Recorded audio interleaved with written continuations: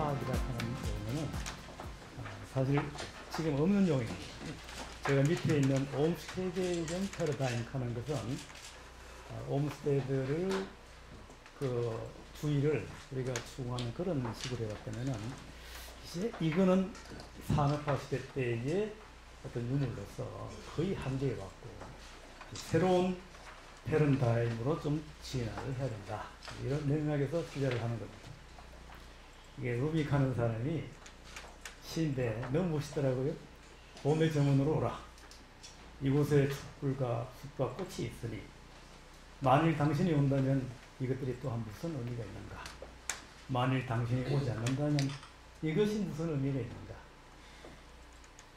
자연과 인간을 같이 보는 사상입니다. 제가 보니까 모든 예술, 미술을 포함해서 회화, 음악, 모든 것들이 우리 인간은 자연을 굉장히 노래하고 가까이 가고 또 실질적으로 가정하는 우리가 너무나 잘 아는 용어인 가정도 보면은 가정, 이 집, 이거는 건축적인 것입니다. 안전하고 편리한 것이 있어야 돼요. 요거 옆에다가 붙여서 뭐가 있어야 되냐?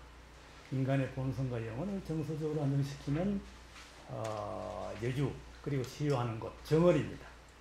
가정을 이룬다는 것은 집과 정원이 있어야지만이 가정을 이룰 수 있다는 거죠. 여기서 말하는 정은 자연의 문화화를 얘기합니다. 그럼 우리 도시는 어떠냐? 도시는 도시의 원이다. 원은 전보다는 스케일이 큰 걸 의미합니다. 도시의 가정이 그렇다면은 하물며 도시에서도 원이 있어야 되는 거 아닌가? 도원이 뭐냐는 얘기죠. 여기에 관한 얘기입니다. 그럼 우리 시대는 어떤 도시냐?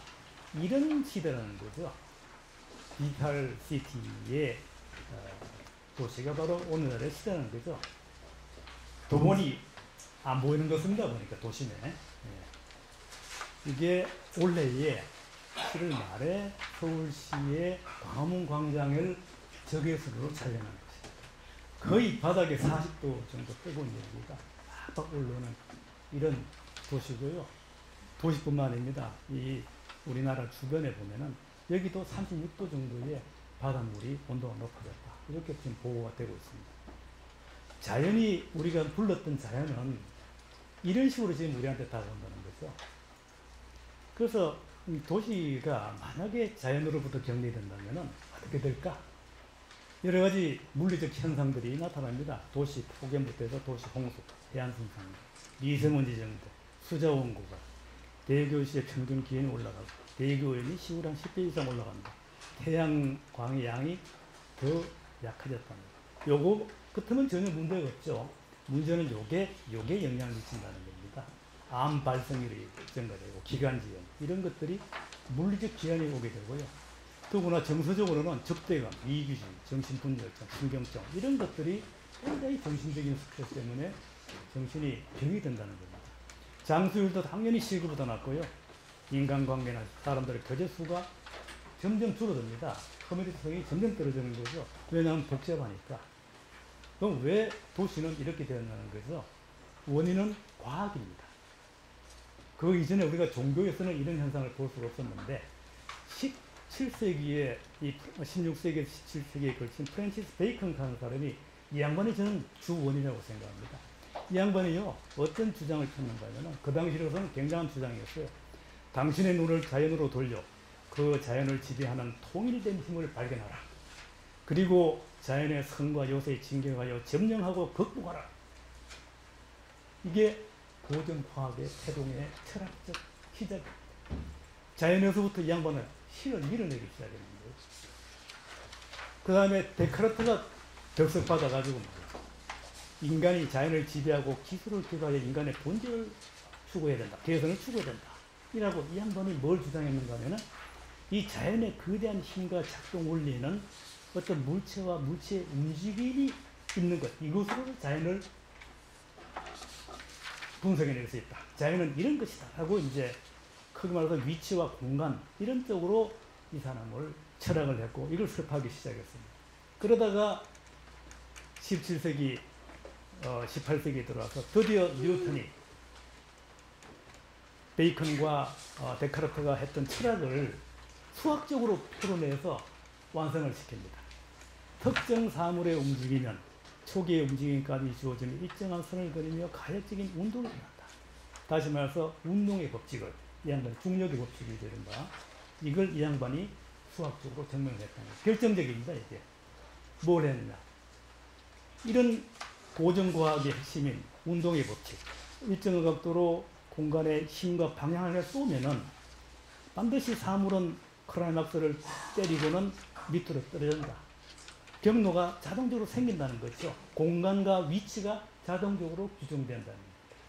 이게 힘이 만약에 지나치면 어디로? 우주 밖으로 나간다. 우주선이죠. 로켓입니다. 이렇게 해서 어떤 식으로 도시가 발전하는가 하면은, 도시는 자연을 통제하기 위해서, 편리하고 안전하게 하기 위해서 도시를 공간과 위치로 규제를 한다 하는 개념이 도시에 퍼지기 시작합니다. 바로 격자형 도시가 태동하기 시작합니다. 이게 그냥 도시를 완전히 썰어버렸습니다. 이걸 우리는 모든 것이 공간이 도로에 의해서 분리하고 단절되는 기계도시다, 이렇게 표현할 수가 있습니다. 이게 바로 이런 철학과 과학에 힘입어서 기술이 발전해서 이제 산업혁명이 일어나기 시작합니다. 1760년부터 1840년에 걸쳐서 산업혁명이 일어나면서 도시가 이런 식으로 변하기 시작한다는 거죠. 에덴이 아니고, 우리가 이상하다고 생각했던 에덴이 아니고 에덴의 동쪽입니다. 여러분들 영화 에덴의 동쪽 보셨죠? 천국의 반대는 지옥입니다. 도시가 지옥으로 변하기 시작했다는 거죠. 여러분. 그러다가 제2차 산업혁명이 일어납니다. 이른바 전기의 발명과 함께 자동차가 대중화가 되기 시작하면서 이게 그냥 확산되기 시작한다는 거죠. 자동차가 있으니까. 완전히 도시는 확산이 되고 레인으로 뻗어나가는 이런 현상이 나타나는 거죠. 이거 웬일입니까? 분명히 뉴턴의 또 운동의 법칙에 따르면은 우리가 공간과 위치로서 모든 것을 다 질서정연하게 할 수 있다고 생각하는데, 이상하게 그렇게 수학을 적용해서 도시를 만들어도 사람들은 질서정연한 것이 아니고 혼란스럽고 말이죠. 도시가 인간에게 살 수 없는 공간으로 변해가도록 하는 거죠. 여러분들 이 그림 생각나시죠? 네. 산업사회에서 도저히 인간은 기계처럼 맞물려가는 이런 사회에서 살 수 없다는 것을 메시지로 던지는 거죠. 그래서 드디어 우리는 인간 본성에 대한 각성이 일어나기 시작합니다.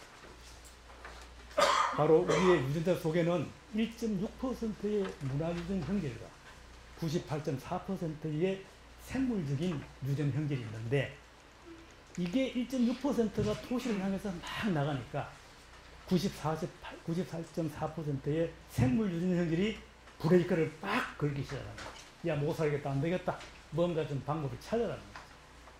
우리는 단순히 센트럴 파크를 그냥 1858년에 프레드릭 로 올mste드가 만들었다, 그래서 도시에 공원이 생겼다, 이렇게만 우리는 역사적인 사실로만 받아들입니다. No, 아니죠. 이 도시에 이 공원이 나타난 것은 거대한 생물학적 유전 형질의 발랄입니다. 왜 우리가 인간이 살 수 없는 이런 에덴의 동쪽의 도시를 만드느냐? 이제 과거에 에덴이 가지고 있던 그런 에덴의 이상을 도시 속에 가져오라는 거죠. 바로 공원입니다. 이게 드디어 기계 도시로부터 유기체 도시로 전환시키려 하는 노력이 나타나기 시작합니다. 우리는 이걸 단순히 그냥 공원을 만들었다, 뭐 도시에 공원을 만들었는다, 이렇게만 경험적으로 기본 주어진 걸로 받아들이지만은, 사실은 이 속에는 인간의 그 유기체로서의 인간성 본성, 이것을 도시에 가미해서 도시를 자연화시키려는 그런 노력이 있다는 거죠.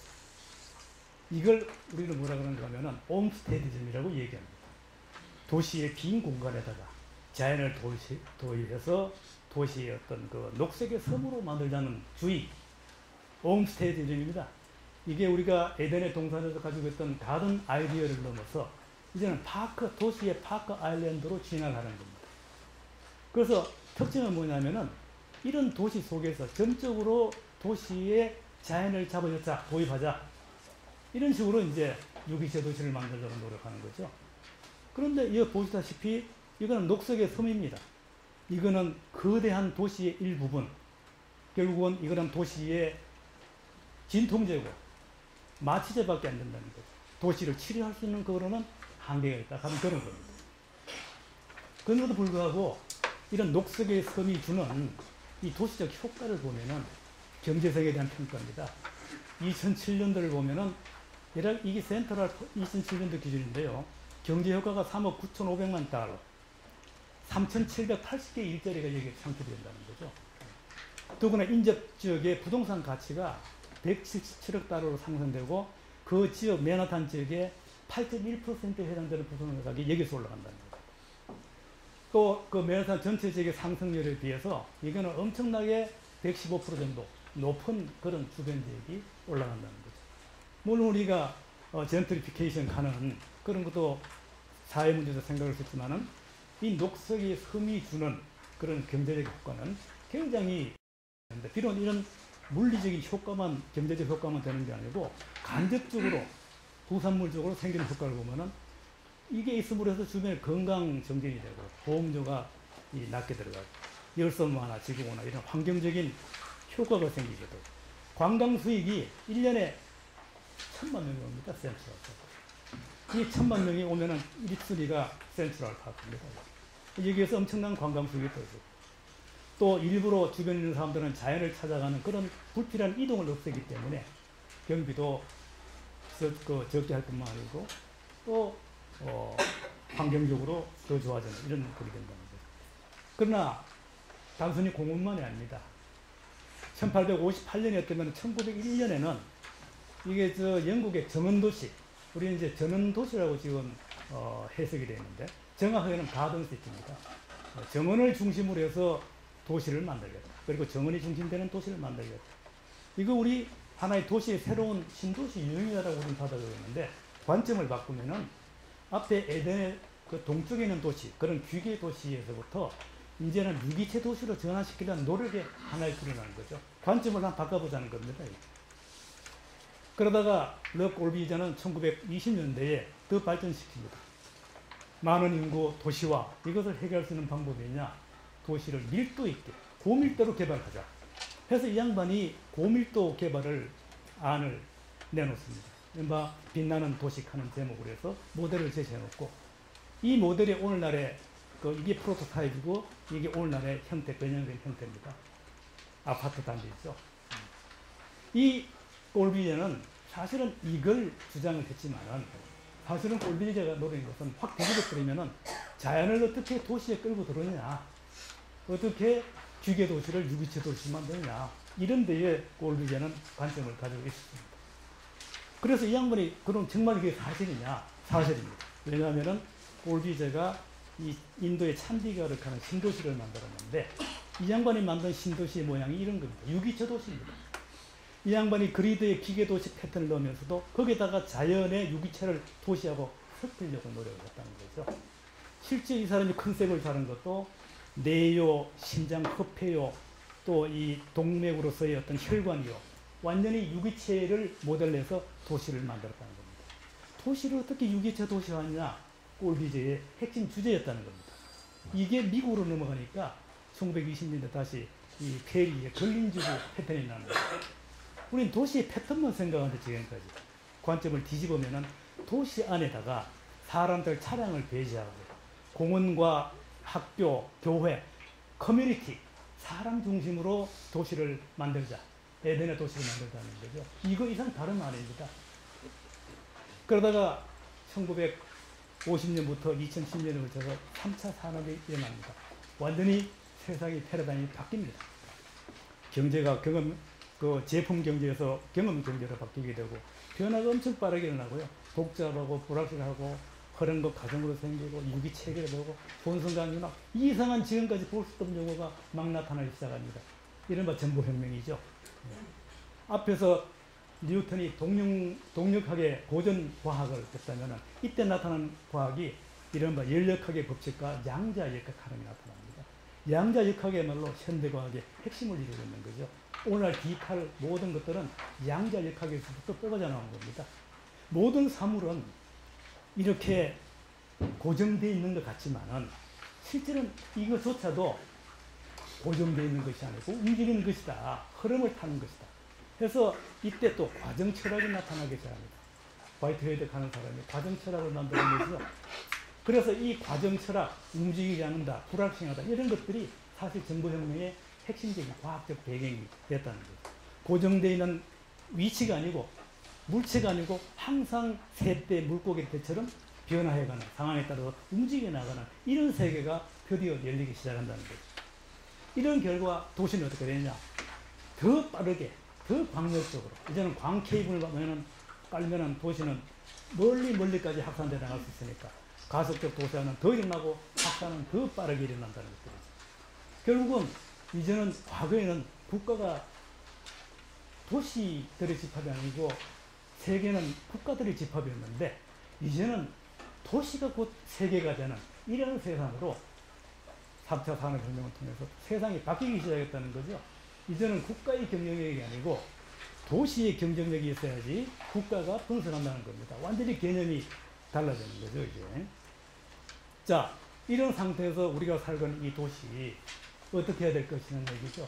가만히 그럼 두고 보고 세상은 이렇게 변해가는데 우리는 그냥 두고 보고 있어야 되느냐? 그냥 관습적으로 받아들이고 있어야 되느냐? 아니죠. 우리는 새로운 패러다임을 짜쳐가야 되고 만들고 이끌어가야 되는 거죠.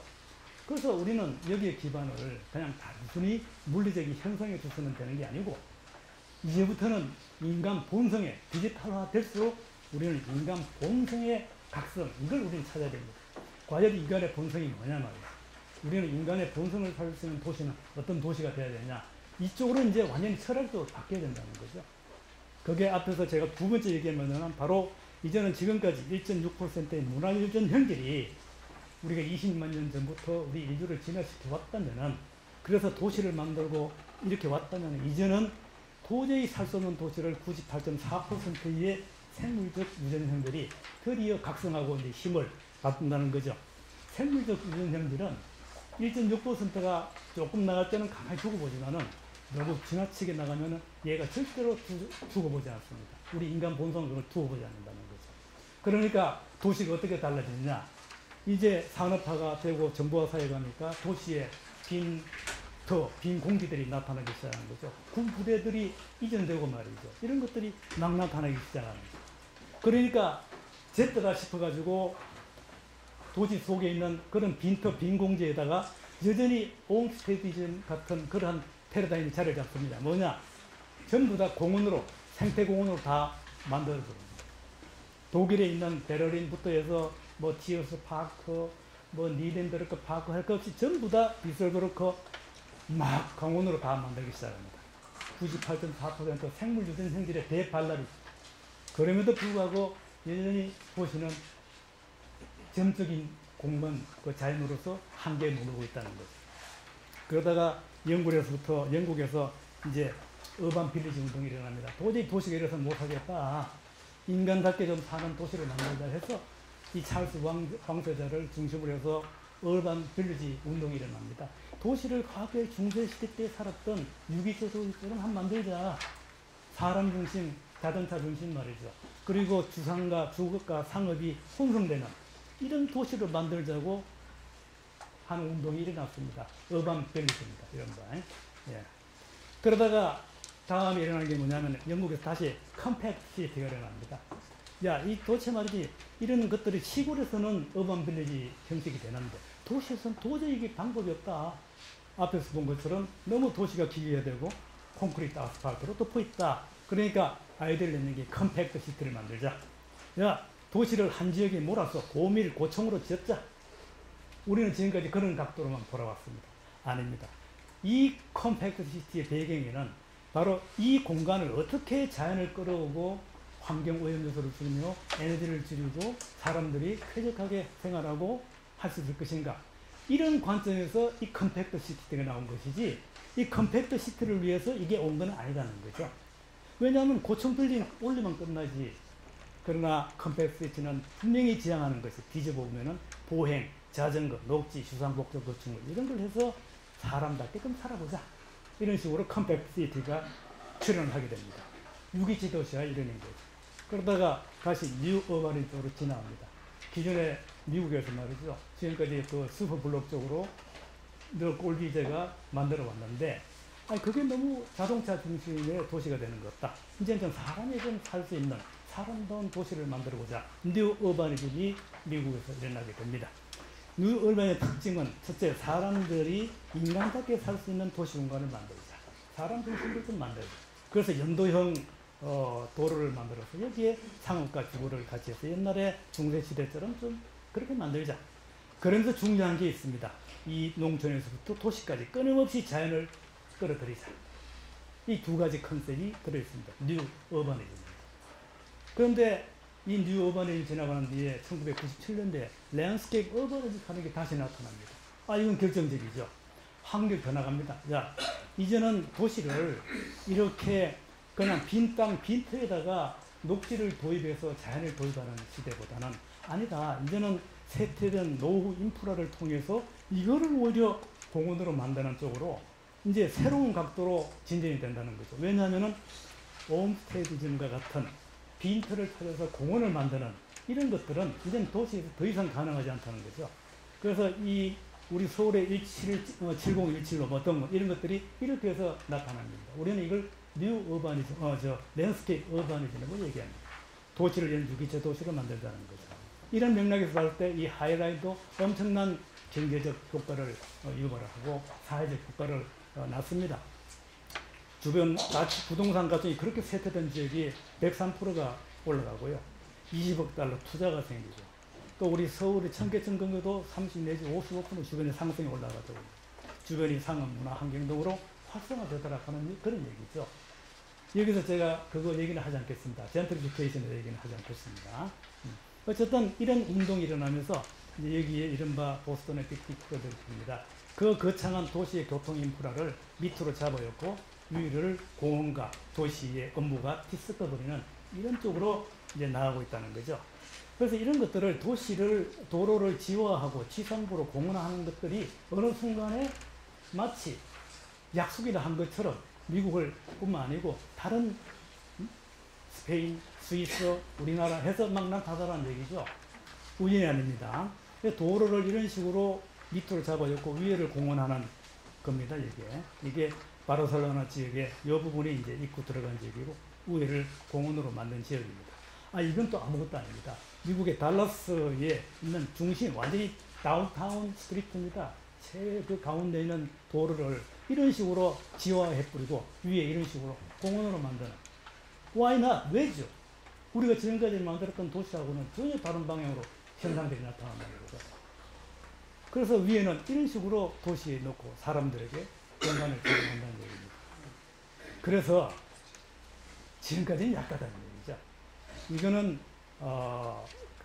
글로리스 광장 가는 바르셀로나의 그 유명한 이게 라운드 로타리를 업로드해서 위층으로 올려서 교통을 순환시키면서 공원을 만들어서 이것 자체가 도시하고 하나의 통합된 공간으로 만들자고 해서 이게 1992년도에 바르셀로나 올림픽 때 개장이 됐습니다. 오픈됐습니다. 전 세계 사람들의 이목을 끌었죠. 와, 어떻게 이런 구조를 생각해내나 말이죠. 어떻게 버려진 공간을 공원으로 활용해서 사람들이 여기 와서 활용할 수 있도록 이렇게 공간을 연복하느냐. 히트를 쳤습니다. 그런데 몇 년입니까? 이 거대한 구조물이 어느 순간에 2016년도에 싹 사라지고 없습니다. 왜냐? 여기 있는 지역 주민들하고 의회 의원들이 이거 없어라, 저거 안 된다, 저거. 좀 인간답게 살 수 있는 공간으로 좀 만들어 다오 해서 시민들, 전문가, 그리고 의회에서 논의를 해서 그거를 시에 건의를 해서 시에서 이거 자체를 다 철거해버렸어요. 다 철거해버리고 이 밑으로 지하도로를 다 뚫어가지고 교통을 통과시키고 지상부는 지하 공간이 다 이 완성이 될 때까지는 통과하는 도로만 다닐 수 있게끔 이렇게 현재 만들어둔 상태입니다. 제가 다녀와서 찍어왔습니다. 그럼 여기 만든 이 광장이 어떻게 변하느냐?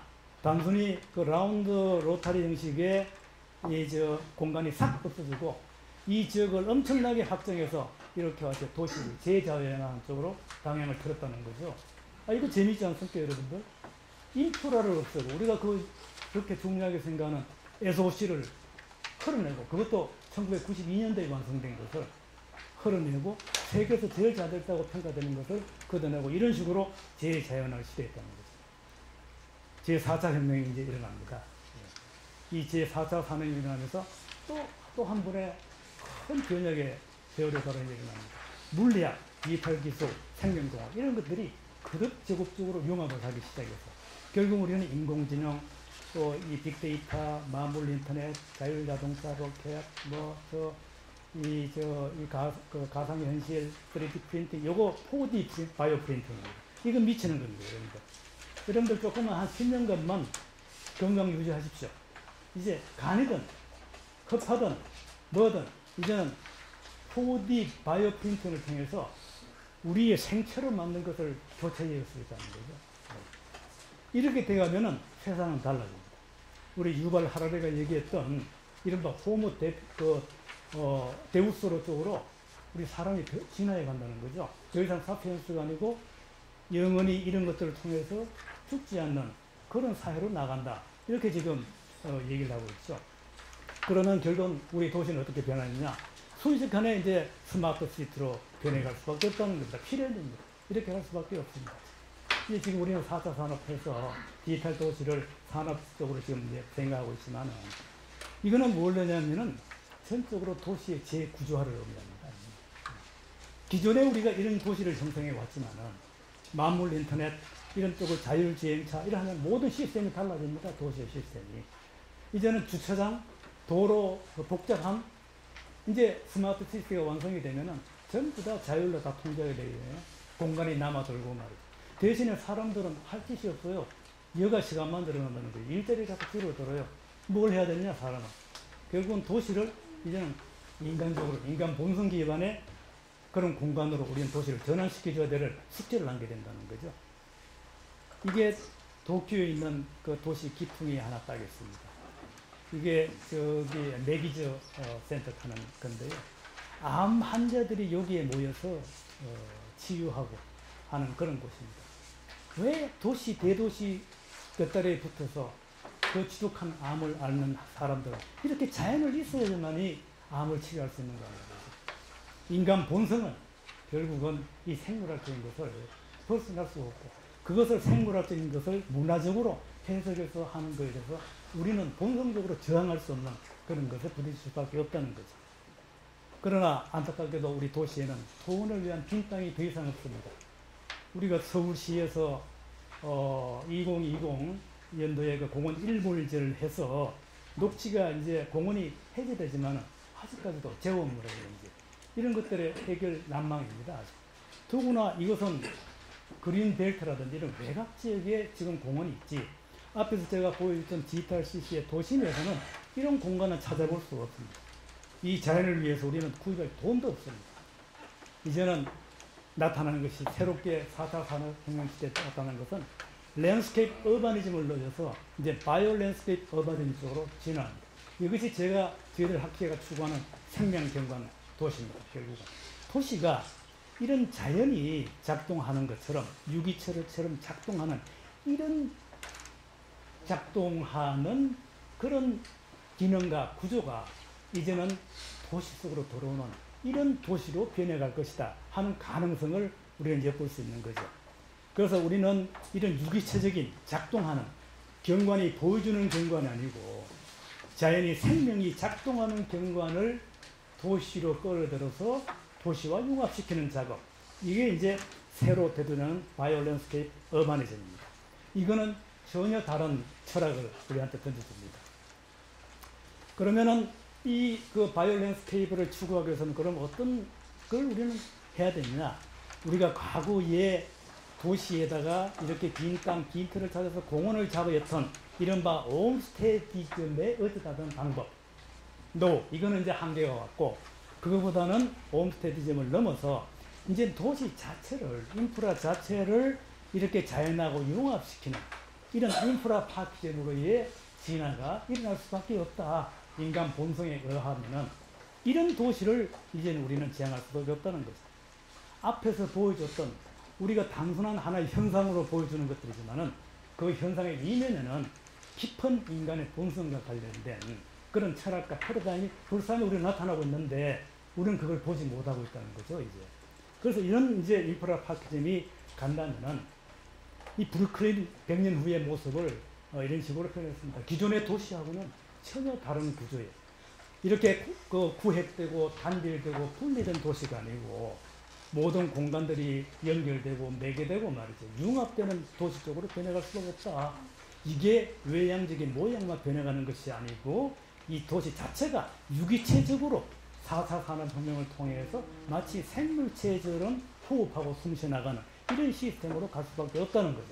이게 바로 스마트 시티를 넘어서 바이오 스마트 시티, 생명 경관 도시의 최종 모습이다 하는 것은 이젠 도시는 더 이상 어떤 네트워크, 융합 이런 개념이 아니고 완전히 슈퍼 이 커넥티비티, 초연결성으로 이제 변할 수밖에 없다는 거죠. 그렇게 가는데 그게 앞으로의 모습이라면은 지금부터는 우리는 어떤 준비 작업을 해야 된다는 거죠. 바로 우리가 지금 그 도시에 그 있는 도로들 첫 번째입니다. 이게 다는 아닙니다. 도로 인프라가 서울시에 보면은 57%를 차지하고 있습니다. 기가됩니다. 반이 훌쩍 넘어요, 도로 문제. 이게 어떻습니까? 수많은 차들이 지나다니고, 소음, 미세먼지, 기계적 그 어떤 해서 인간성의 상실, 이 말도 못 한다는 거죠. 그런데 서울시에서 이거를 지하도시를 만들면서 주변에 위에 광장으로 만들겠다. very good idea라는 거죠. 그러나 그것도 어째 보면은 제가 앞에서 설명드렸던 조금 더 진화한, 그러나 확실하게 진화하지 못한 이런 형상을 지금 또 있다는 거예요. 이런 공간을 우리는 앞으로 어떻게 만들어야 될 것이냐. 지금 현재 우리가 영동도로 일대 도시재생 풍경은 여전히 우리가 갈라놓고 분할시키고 하는 이런 식의 우리는 모형을 하고 있다는 거죠. 여기도 지금 이렇게 해서, 근데 지금 보면은 여기도 연결이 됩니다만, 여기 봉원사입니다. 어쨌든 이런 격자되고 이런 공간에 어디에다가 이런 자연을 도입할 수 있냐 하는 그런 얘기죠. 이제는 생각을 좀 바꾸자. 그래서 영동대로를 이른바 인프라 파크 컨셉으로 한번 바꿔보자. 이 인프라 파크 개념은 쉽게 얘기하면은 지금 경기도 고등학교가 여기가 있고 설릉이 여기 있고 여기 이제 개포동 가는 쪽이 있으면은 지금 현재 이것이 광장 지역으로 지금 설정을 해놨습니다. 해놨는데 이제는 이런 여기 언덕바지가 이렇게 되어 있고 여기 언덕바지가 되어 있는데 이런 것들 자체를 완전히 자연을 재자연하자는 얘기죠. 재자연화하고 이것을 지하로 넣고 말이죠. 그래서 이 부분을 완전히 이것을 지금까지 분리되고 단절된 것들을 이걸 통해서 이 재자연을 통해서 완전히 하나로 통합시켜서 커뮤니티, 새로운 도시 고밀의 커뮤니티를 유기체 도시로 만들어 가자. 이런 식으로 우리는 지금 가야 됩니다. 이렇게 가면은 어느 세계 도시가 아직도 컨셉을 잡지 못하고 움직이지 못했던 것을 우리 서울이 해낼 수 있다는 거죠. 이것은 첫째 녹지 회랑입니다. 모든 녹지들을 연결시켜줄 수 있는 하나의 배동으로서 역할을 하고 이 도시 공간을 분리되고 단절된 이 공간들을 연결시키고 매개체하는 이런 기능을 할 수 있습니다. 또 경관성을 도시의 그 삭막한 경관성을 개선할 수 있고요. 무엇보다도 자연의 작동성을 우리가 끌어들일 수 있습니다. 산소를 내뿜고 말이죠. 이산화탄소를 하고 말이죠. 도시에 물이 오면은 물을 천천히 빠져내고 지하로 침투시키고 말이죠. 이런 게 있고 무엇보다도 이제 앞으로 4차 산업이 보다 진전돼 가면은 사람들 시간이 남아요. 일하는 시간보다도 여가 시간이 남아질 수밖에 없다는 거죠. 이럴 때에 그 여가 공간을 이런 데서 다 승급시킬 수가 있고 더구나 앞에서 얘기했듯이 이게 들어오면은 이 일대가 엄청나게 경제성이 높아지게 돼 있다는 거죠. 그러구나 이제 이 커뮤니티성, 사회성 이걸 통해서 다 훨씬 높아질 수 있다는 거죠. 환경성은 당연히 이제 일선 현상이라든지 이런 것들은 낮춰질 수 있다는 거죠. 이런 식으로 이제는 공원이 빈 공간에 옛날에 만들었던 컨셉이 아니고 인프라를 자연화하는 이런 쪽으로 이제는 나가는 이거를 우리는 인프라 파악이라고 인프라 파키즘이라고 새로운 패러다임으로 우리는 나갈 수밖에 없다는 거죠. 예컨대 그 기기 같은 도시가 이렇게 바뀌고 말이죠. 또 시간이 바뀌면은 또 이런 모습이 바뀌고 말이죠. 또 때가 되면은 이런 모습으로 바뀌고 말이죠. 문제는 뭐냐면은 이런 것들이 지금 세계 각국에서 우리 서울에서 나타나고 있는데 이게 정책적으로 추진되고 있다. 이게 아니고 이제는 제도 속으로 끌고 들어와야 된다. 이 도시계획 체계로 오히려 이걸 가지고 들어와야 된다. 우리 도시 속에서 어떤 지역이 과연 이런 지역으로 지화가 될 지역이냐. 이게 났을 때 어떤 효과를 유발할 수 있느냐. 이게 도시계획의 새로운 장르로 들어와야 된다는 겁니다. 이것은 결국은 뭐가 되는가 하면은 그린 SOC 산업이 됩니다. 도시계획에서 이런 쪽으로 계획을 새롭게 하고 또 관리계획을 쓰고 하는 이게 새로운 일자리가 창출이 되고 토목과에서는 터널을 뚫고 지하를 뚫어야 되니까 새로운 산업이 생기게 되고 교통에서는 교통계획을 새로 다 짜야 되니까 교통에 대한 일이 만들어지고 조경 분야는 광범위한 그런 재자양을 이루니까 이걸 어떻게 시민들의 어떤 본성기관의 감성을 넣을 수 있는 공간으로 만들 수 있을 것인가 조경의 일이 생기게 되고 말이에요. 이렇게 나가야 되려면 이런 관점이 우리가 이제 바꿔야 된다. 하나의 정책적인 요소, 시장이 누구냐 이런 차원에서 달라지는 것이 아니고 제도적으로